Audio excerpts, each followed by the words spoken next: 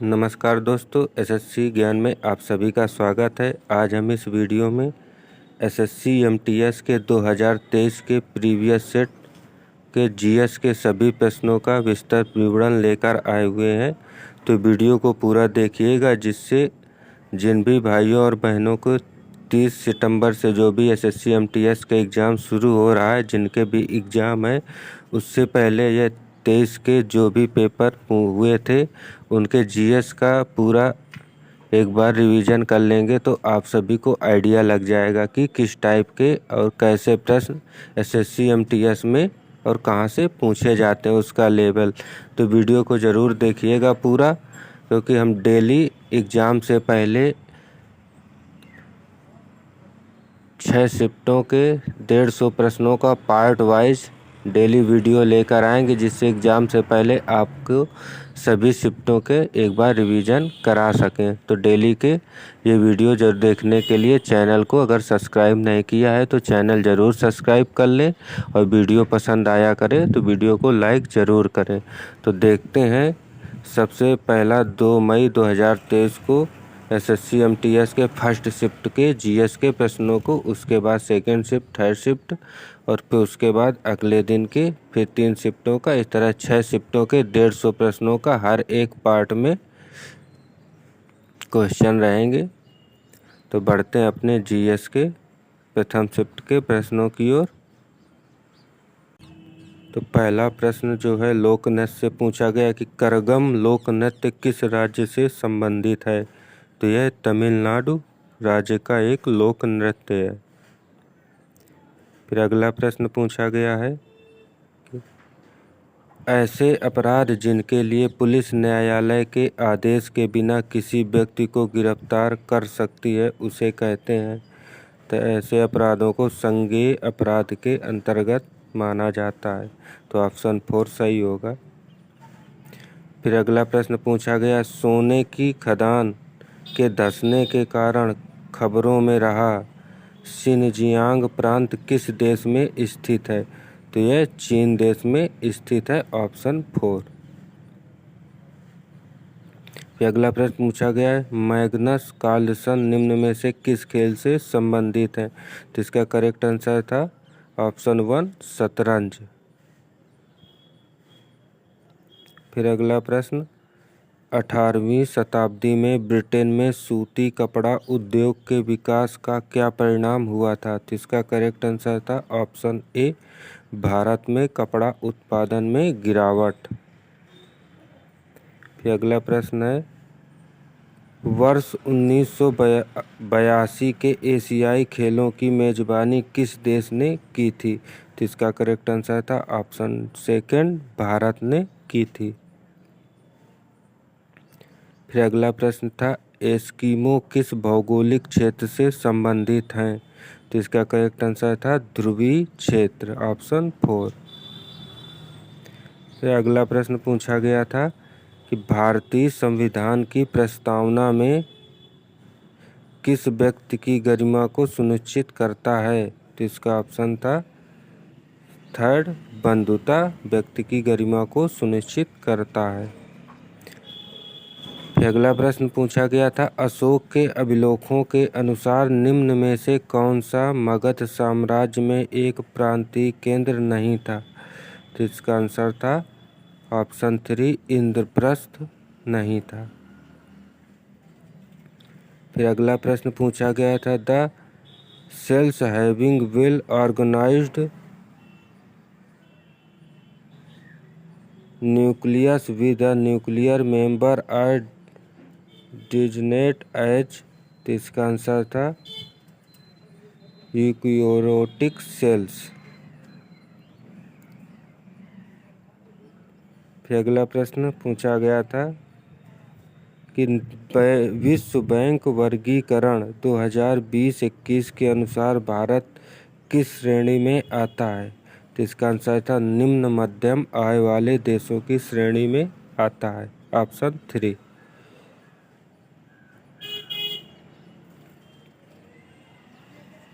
अगला प्रश्न था भारतीय राष्ट्रीय कांग्रेस का पहला अधिवेशन कहाँ आयोजित हुआ था। तो इसका करेक्ट आंसर था बम्बई।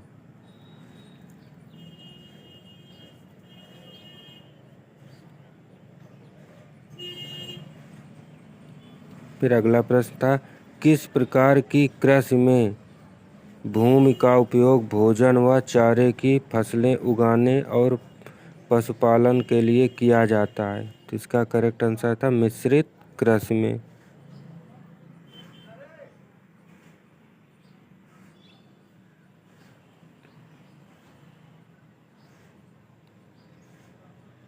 अगला प्रश्न था, निम्न में से कौन सा अरुणाचल प्रदेश का एक कृषि उत्सव है जो गालो जनजाति द्वारा मनाया जाता है? तो यह मोपिन इसका आंसर था ऑप्शन 4।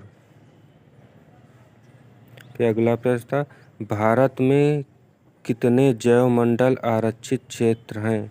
तो इसका करेक्ट आंसर था 18। ये करंट से प्रश्न था। फिर अगला प्रश्न था, निम्न में से कौन 3 प्रमुख प्रकार की शैलों में से एक नहीं है? तो इसका करेक्ट आंसर था चुंबकीय शैल। फिर अगला प्रश्न था, the race of my life प्रसिद्ध भारतीय खिलाड़ी की आत्मकथा है? तो इसका करेक्ट आंसर था मिल्खा सिंह की यह एक आत्मकथा है। अगला प्रश्न था, खजुराहो के मंदिर किस राजवंश के दौरान बनाए गए थे? तो यह का आंसर था चंदेल राजवंश, ऑप्शन 2। फिर अगला प्रश्न था, गैर नृत्य राजस्थान किस समुदाय द्वारा किया जाता है? तो इसका आंसर था भील समुदाय द्वारा। फिर अगला प्रश्न पूछा गया था, दक्कन में मराठों द्वारा वसूले जाने वाले भू राजस्व के 25% को क्या कहा जाता था? तो इसको चौथ कहा जाता था, ऑप्शन 1। अगला प्रश्न था, इलियास खान का जन्म लखनऊ के संगीतकारों के घराने में हुआ था, वह किस बजाने के लिए जाने जाते हैं? तो वह सितार वादन के लिए जाने जाते हैं, ऑप्शन 1।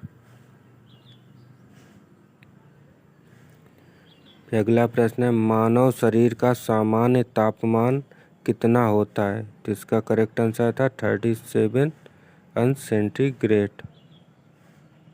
अगला और अंतिम प्रश्न इस शिफ्ट का, कि अगस्त 22 में भारत के प्रधानमंत्री ने होमी भाभा कैंसर अस्पताल का उद्घाटन कहाँ किया था? तो इसका करेक्ट आंसर था मोहाली में किया था। तो ये थे प्रथम शिफ्ट के 25 प्रश्न। देख रहे होंगे इस वीडियो से कि किस टाइप के एसएससी में और कहाँ से प्रश्न पूछे जा रहे हैं, इसीलिए प्रीवियस ईयर सेटों को एक बार रिवीजन करके जाने से काफ़ी फ़ायदा मिलता है एग्ज़ाम में। तो डेली ऐसे ही मैं वीडियो लेकर आऊँगा सभी शिफ्टों का, तो वीडियो को पूरा ज़रूर देखिएगा। और चैनल को सब्सक्राइब नहीं किया तो चैनल सब्सक्राइब कर लें, जिससे कि आप सभी तक डेली की वीडियो टाइम से पहुंचते रहें और आपको एग्ज़ाम से पहले एक बार सभी शिफ्टों का रिवीजन हो सके। तो बढ़ते हैं अपनी सेकंड शिफ्ट के प्रश्नों की ओर, देखते हैं कहां से और कैसे प्रश्न पूछे गए हैं। पहला प्रश्न पूछा गया, भारतीय संविधान का अनुच्छेद 17 किससे संबंधित है? तो इसका करेक्ट आंसर होगा अस्पष्टता के उन्मूलन से संबंधित है। फिर अगला प्रश्न, 2011 की जनगणना के अनुसार भारत में निम्न में से किस राज्य का लिंगानुपात सबसे अधिक है? तो इसका करेक्ट आंसर था केरल। फिर अगला प्रश्न था, भारतीय अर्थव्यवस्था में FRBM अधिनियम 2030 में एफ का क्या अर्थ है? तो इसका करेक्ट आंसर था फिस्कल, एफ को फिस्कल कहा जाता है। फिर अगला प्रश्न था, गलवनीकरण या सदलेपन वह प्रक्रिया है जिसमें लोहे को जंग लगने से बचाने के लिए इस पर किसकी एक पतली परत चढ़ाई जाती है? तो इसका आंसर था जस्ते की परत चढ़ाई जाती है, ऑप्शन ए। फिर अगला प्रश्न था, निम्न में से किससे सल्तनत काल के 2 मूल सिक्के चांदी व टका और तांबे का जीतल चलवाया था? तो इसका करेक्ट आंसर था इल्तुतमिश ने चलवाया था। फिर अगला प्रश्न था, वॉकर कप निम्न में से किस खेल से संबंधित है? तो इसका आंसर था गोल्फ से संबंधित है। फिर अगला प्रश्न था, निम्न में से कौन सा विटामिन हमारी त्वचा और आँखों को स्वस्थ रखने में सहायता करता है? तो इसका करेक्ट आंसर था विटामिन ए। फिर अगला प्रश्न था, निम्न में से कौन सा एक जोवियन ग्रह नहीं है? तो इसका करेक्ट आंसर था बुध जोवियन ग्रह नहीं है। फिर अगला प्रश्न था, नवंबर 22 तक निम्न में से कौन सा राज्य भारत में कपास का अग्रणी उत्पादक है? तो इसका आंसर था गुजरात।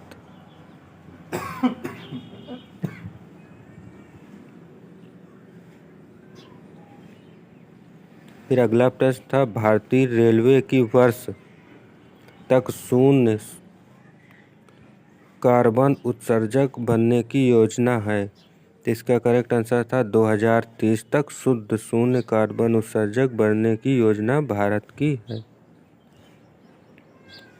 फिर अगला प्रश्न था, ब्रिटेन के किस प्रधानमंत्री ने 44 दिनों तक कार्यभार संभालने के बाद 20 अक्टूबर 22 को इस्तीफा दे दिया था? तो इसका आंसर था लिज ट्रस। ये करंट से है। अगला, वर्ष 11 की जनगणना के अनुसार नई दिल्ली जिले की साक्षरता दर कितनी है? तो इसका करेक्ट आंसर था 88.01%। फिर अगला प्रश्न था, भारतीय राष्ट्रीय कांग्रेस के निम्नलिखित अधिवेशनों में से किस अधिवेशन की अध्यक्षता पहली बार एक महिला ने की थी? तो इसका आंसर था कलकत्ता अधिवेशन 1917 में। फिर अगला प्रश्न था, भारतनाट्यम किस राज्य से संबंधित है? तो ये तमिलनाडु राज्य से संबंधित है, ऑप्शन 4।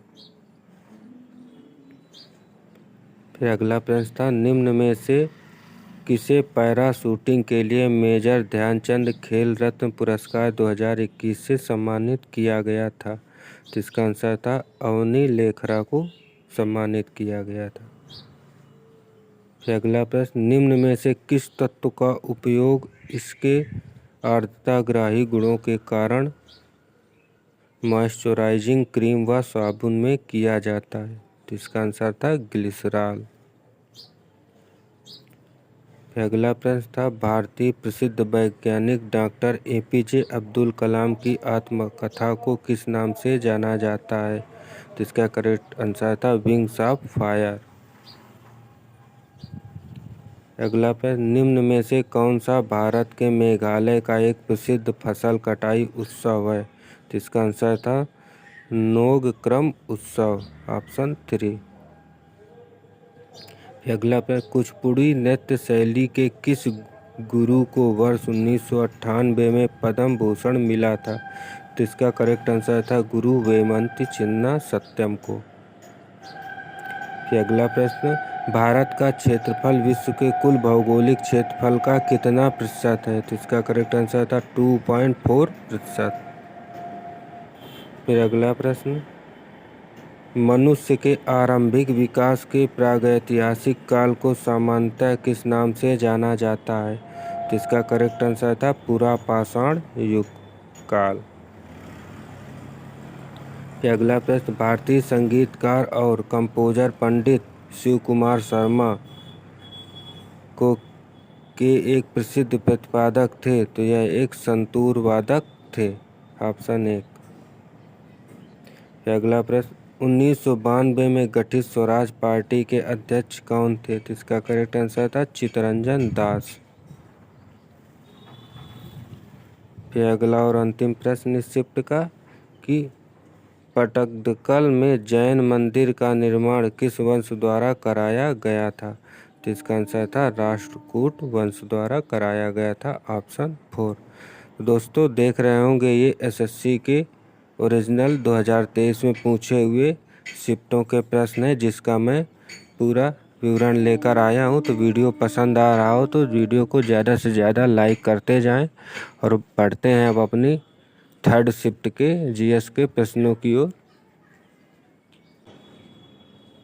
पहला प्रश्न है, लखनऊ समझौता पर किनके बीच हस्ताक्षर हुए थे? तो इसका आंसर था भारतीय राष्ट्रीय कांग्रेस और मुस्लिम लीग के बीच हस्ताक्षर हुए थे। फिर अगला प्रश्न, गजनी के सुल्तान महमूद ने किस प्रसिद्ध भारतीय मंदिर पर हमला किया था? तो इसका आंसर होगा सोमनाथ मंदिर, गुजरात में जो स्थित है। फिर अगला प्रश्न, पामेल हार्स और रोमन रिंग्स और वाल्टिंग टेबल का संबंध निम्न में से किस खेल से है? तो इसका करेक्ट आंसर होगा जिम्नास्टिक, ऑप्शन 4। फिर अगला प्रश्न पूछा गया था, द जोया फैक्टर किसके द्वारा लिखित एक उपन्यास है? तो इसका आंसर था अनुजा चौहान, ऑप्शन 2। फिर अगला प्रश्न पूछा गया था, अर्थशास्त्र किसके द्वारा लिखा गया था? तो इसका आंसर था चाणक्य द्वारा। फिर अगला प्रश्न, जीव विज्ञान में IVF शब्द का पूर्ण रूप है? तो इसका करेक्ट आंसर था इन विट्रो फर्टिलाइजेशन, IVF का पूर्ण रूप है। दोस्तों देख रहे होंगे SSC MTS में GS का लेवल काफ़ी लो रहता है, ज़्यादा टफ क्वेश्चन नहीं पूछे जाते, तो आप अच्छे से प्रीवियस ईयर के सभी सेटों को एक बार रिवीजन कर लेंगे तो आधे से ज़्यादा प्रश्न तो आपको रिपीट ही मिल जाएंगे एग्ज़ाम में। इसलिए प्रीवियस ईयर के प्रश्नों का रिवीजन करना बहुत ही आवश्यक रहता है, जिसका भी मैं वीडियो लेकर आ गया हूं, तो डेली आप वीडियो देख सकते हैं मेरे चैनल से। अगला प्रश्न, भूत आराधना अनुष्ठानिक नृत्य भूत कोला का संबंध किस राज्य से है? तो इसका करेक्ट आंसर होगा कर्नाटक। अगला प्रश्न, 1854 में ईस्ट इंडिया कंपनी के कोर्ट ऑफ डायरेक्टर्स द्वारा भेजा गया वुड का नीति पत्र वुड्स डिस्पैच किससे संबंधित था? तो इसका आंसर होगा ऑप्शन 2, शिक्षा से संबंधित था वुड डिस्पैच नियम। अगला प्रश्न है, भारत का पड़ोसी देश नेपाल भारत के किस ओर स्थित है? तो इसका करेक्ट आंसर होगा उत्तर दिशा में स्थित है, ऑप्शन 2। अगला प्रश्न, किस मुगल सम्राट ने एलोरा के कैलाश मंदिर को तोड़ने का प्रयास किया था? तो इसका आंसर होगा औरंगजेब ने। अगला प्रश्न, जब नदी मैदान क्षेत्रों में प्रवेश करती है तो वह मोड़दार मार्ग पर बहने लगती है। नदी के इन्हीं बड़े मोड़ों को क्या कहते हैं? तो इसका आंसर होगा विसर्प, ऑप्शन 1। फिर अगला प्रश्न, पत्तियों में एक हरा वर्णक होता है जिसे कहते हैं, यह सूर्य के प्रकाश की ऊर्जा का संरक्षण करने में पत्तियों की सहायता करता है। तो इसका आंसर होगा क्लोरोफिल कहते हैं। फिर अगला प्रश्न था, भारत में राष्ट्रीय मतदाता दिवस कब मनाया जाता है? तो इसका करेक्ट आंसर 25 जनवरी को मनाया जाता है।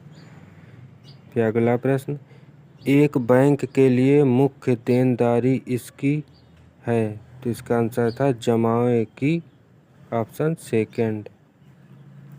फिर अगला प्रश्न था, वर्ष 1965 में पद्म श्री प्राप्त करने वाली मृणालिनी साराभाई किस की नर्तकी हैं? तो यह था भारतनाट्यम नृत्य की नर्तकी हैं, ऑप्शन 1। अगला प्रश्न करंट से था। अगला प्रश्न, किस भारतीय संगीत हस्ती को पहचानिए जिनके तत्वाधान में शहनाई एक अनुष्ठानिक वाद्य यंत्र मात्र न रहकर एक शास्त्रीय संगीत वाद्य यंत्र के रूप में पहचानी जाने लगी थी? तो इसका आंसर था उस्ताद बिस्मिल्लाह खां। अगला प्रश्न था, जियोर्जिया मेलोनी हाल ही में किस देश की पहली महिला प्रधानमंत्री बनी थी? तो इसका आंसर था इटली की। अगला प्रश्न, भारतवर्ष में कौन से वन बहुतायत में पाए जाते हैं? तो इसका आंसर था उष्णकटिबंधीय पर्वतीय वन, ऑप्शन 4। अगला प्रश्न, टेबल टेनिस में टेबल की ऊपरी सतह की ऊंचाई कितनी होती है? तो इसका आंसर था 274 सेंटीमीटर। अगला प्रश्न, जो प्रतिबिंब पर्दे पर प्राप्त किया जा सके उसे क्या कहते हैं? तो उसे कहते हैं वास्तविक प्रतिबिंब। ऑप्शन 1। अगला प्रश्न, निम्न में से कौन सा मोटे अनाज का एक उदाहरण नहीं है? तो इसका करेक्ट आंसर होगा गेहूँ। ऑप्शन 1। अगला प्रश्न, किस राष्ट्र की जनसंख्या के कार्यशील आयु वर्ग को समानता के बीच वर्गीकृत किया जाता है? तो इसका आंसर था 15 से 59 ईयर्स के बीच वर्गीकृत किया जाता है। अगला प्रश्न था, भारतीय संविधान का निम्न में से कौन सा अनुच्छेद नागरिकों के लिए समान नागरिक संहिता से संबंधित है? तो इसका आंसर था आर्टिकल 44। फिर अगला प्रश्न और अंतिम प्रश्न था, हॉर्नबिल महोत्सव निम्न में से किस राज्य में मनाया जाता है? तो इसका आंसर था नागालैंड। और यह प्रश्न बहुत ज़्यादा एसएससी के एग्जाम में पूछा जाता है अक्सर। हर एक वर्ष किसी न किसी एग्जाम में इस प्रश्न को ज़रूर पूछा जाता है। तो ये थे थर्ड शिफ्ट के 25 प्रश्न। अगर वीडियो पसंद आया हो तो दोस्तों चैनल को ज़रूर सब्सक्राइब कर ले। मिलते हैं फिर से ऐसे ही अगले दिन के 3 शिफ्टों के सभी प्रश्नों को लेकर अगले वीडियो में। तब तक के लिए नमस्कार, जय हिंद।